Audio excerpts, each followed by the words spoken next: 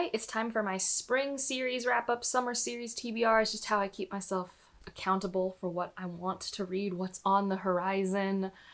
And so yeah, let's get into it, starting with the wrap-up and then quickly pivoting into the TBR, since some of the things I've read I'm going to be continuing to read in the summer.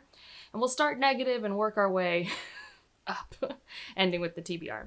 My first negative is I'm DNFing this series. I am not continuing. I only finished this first book because I'm going to be a part of a live show, and like I think I just started. Hate reading's a strong word, but I was annoyed and just and that was The Dragonbone Chair by Tad Williams. And I do need some people to tell me who love Tad Williams, is this representative? And I don't mean just like I just mean in writing style, in world building craft, in plot devices.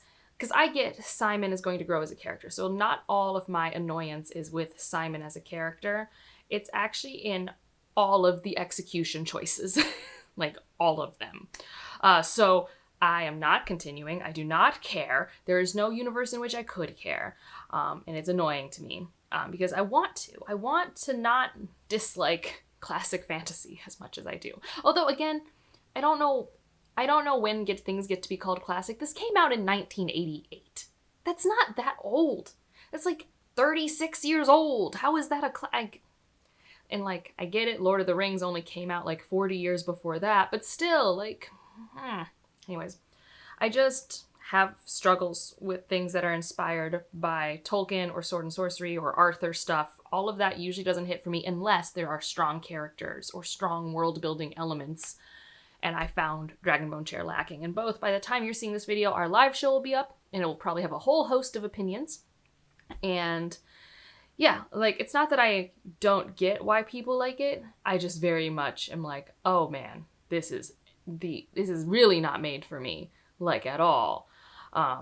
So just is what it is. The next one, and I don't know if I'll read the companion. I already own it, so maybe, but that's the Spell Shop sort of series by Sarah Beth Durst. I do think the next book is like a companion, so it's different characters, so I might like it more because I do trust Sarah Beth Durst. I have read more of her works. I read her Queens of Renthia series, so I do know she can write a book that I really enjoyed. I just really didn't like Keela. Keela is not a character I enjoy.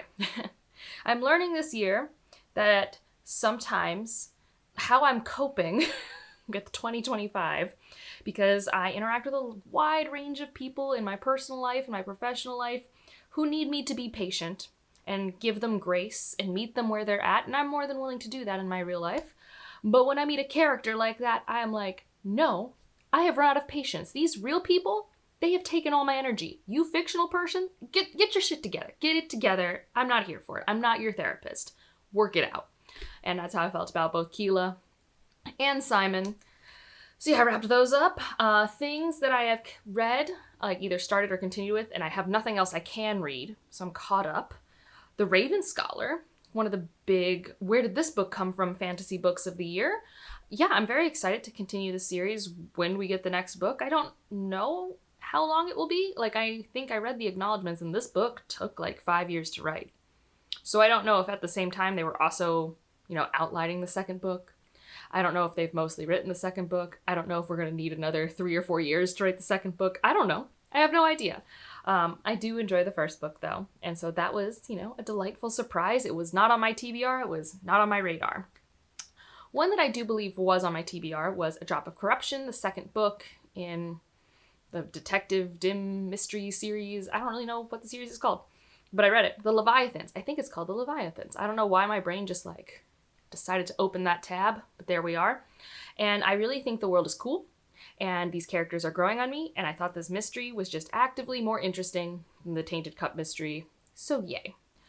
And now the rest of these were series that I started that I plan to continue, so we're gonna pivot between started, continued, wrap up, and then into the TBR, because all these I'm gonna continue into the summer. Starting with The Golden Compass, the beginning of his Dark Materials, which I adore, which I love. I think we'll be reading this Subtle Knife in August, so it's going to be a while, but I am so pumped. And it's so interesting because I read The Golden Compass, which has a lot of tropes I don't like. I don't even like Lyra that much. I don't want to give her grace. But how it's written, how tight it is, the pacing, the world building. It's so good. It's so good. So it's like the exception of it does all these things that normally don't work for me, but it's so expertly executed that it works for my little brain. So that had me very excited because I don't think I've reread The Golden Compass in a long time. Like I have read it at least 2 other times. And it's always the one that I don't like as much. So now I'm just like, oh, I'm so excited. One of my favorite characters I get to meet again soon, very soon. The next one, though, because so Subtle Knife is going to be happening in August. I did read No Gods, No Monsters, which is so good. And I really enjoyed this. I read it all in one day because I had a really long travel day, And surprisingly, like this truly never happens. Sometimes I can read a book all in one day if I have the audiobook. That's really propulsive. I can be doing other tasks. I rarely, though, sit down and read a book only with my eyeballs all in one day. And I did that with No Gods, No Monsters. I did not have an audiobook. And now what I didn't have was also access to my cell phone, which probably helped, right? I didn't have data. I didn't have Wi-Fi on this flight. I did take breaks to watch some movies because I still can only read like maybe 50 or 60 pages at a time before my brain goes, Purr. But yeah, I read that all essentially in a day. And I'm so excited to see where we go. I really like his style, how he focuses on a human and communities. It's very captivating to me. And so I have the second book in paperback. And so I for sure want to read that, but I think I'm going to try and finish the series this summer. Partially because I do have tentative goals to have the author on my channel to maybe revive the Science Behind the Magic series, which if you're new here was an author interview series I started a few years ago when my life was less chaos. And since the chaos, I have not gotten back into.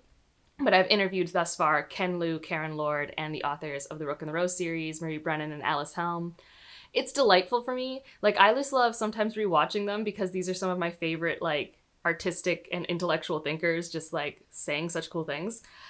So I might get to talk with Kettle Turnbull soon, and I would like to have finished every book that I could have read, which includes the third one, which I do have an e-arc of. So I can finish the whole trilogy pretty easy this summer. And next up, we've got Southern Reach. I read Authority. I liked Authority infinitely more than Annihilation. I liked Authority so much, it makes Annihilation look better for me.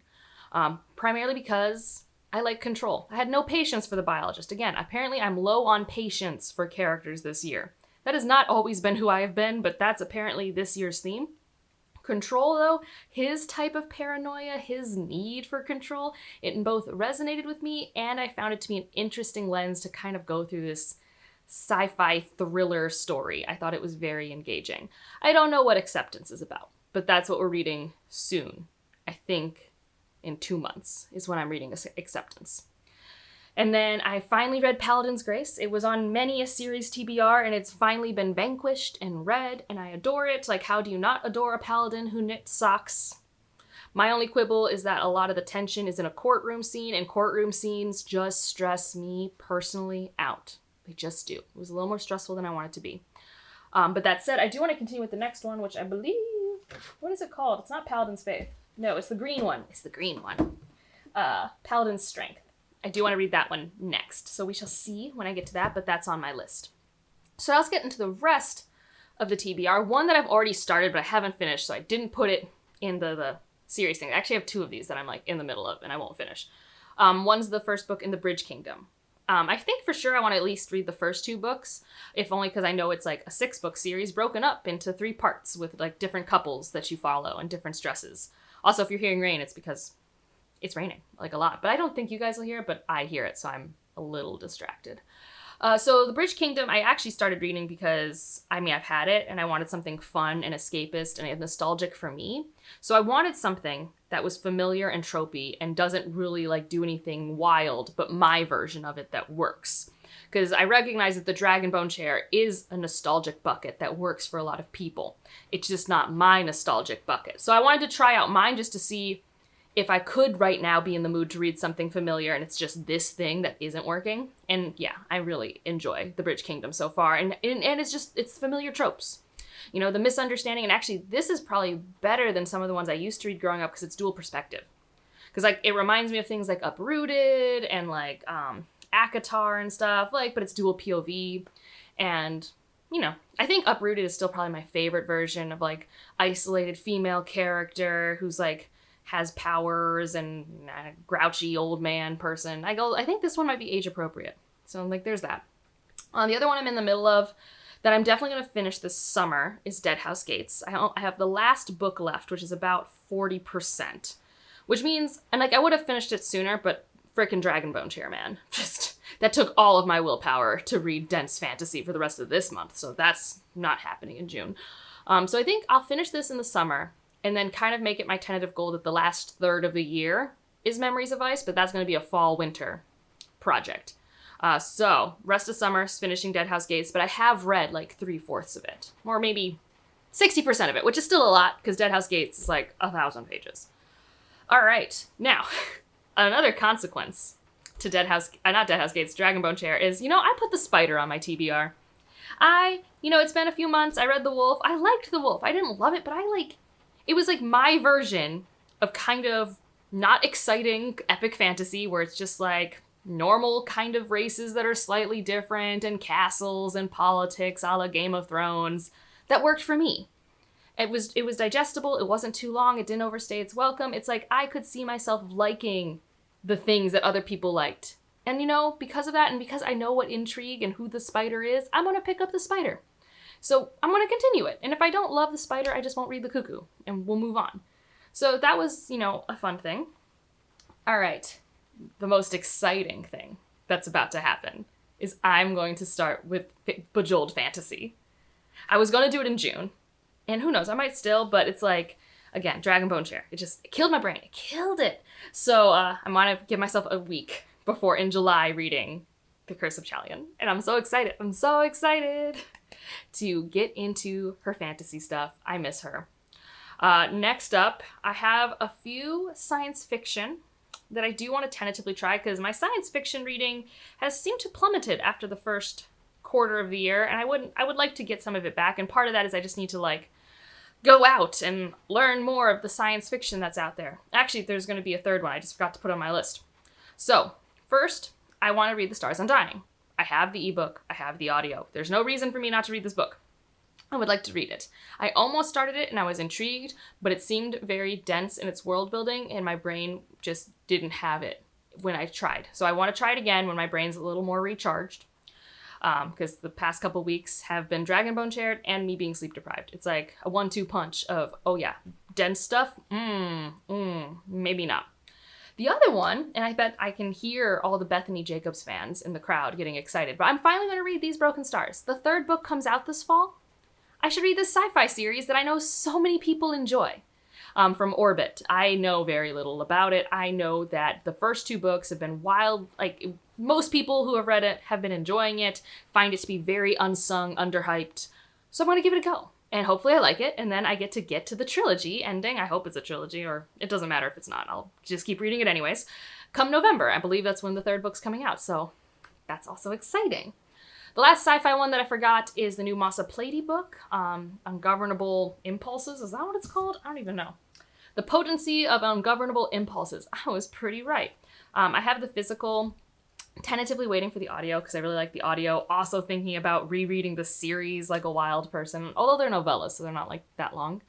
But yeah, I'm very excited to get back into this. If you have an Audible subscription, I believe The Mimicking of Known Successes is currently just available in their Plus library for free to listen to. It's also usually pretty easy to get from your library. But in case that is a subscription service you already have. But I really like this detective duo, and I'm excited to get to the 3rd book. And then the last thing, which is also very exciting, is we get the 3rd book by C.L. Clarke in our Magics of the Lost series that starts with The Unbroken this year. So that means I'm going to reread The Unbroken, and probably, what's the second one called? The Faithless. Like, this might be a summer series binge situation. I think the 3rd book comes up in September, so it would be like a July, August, September sort of situation, which means it gets to go on my TBR soon. Oh, which is very exciting. I'm so behind in, things. But yeah, so that's where I'm at. That's where my series are at. I'm generally having a good time. Just recency biased on my one bad time, but that was realistically only 10 days of my year. But still, Honestly, it's kind of a high percentage. Anyways, I'm just leaving it behind. And I have so many fun things to look forward to. What are you going to be reading, doing in your series life? If you even keep track of your series, it's okay if you don't. This is just helps me remember what I was excited about, so I actually like reach for it when I put together my TBRs and, you know, put in holds at the library and things like that. If you just want to leave an emoji to let me know you're here.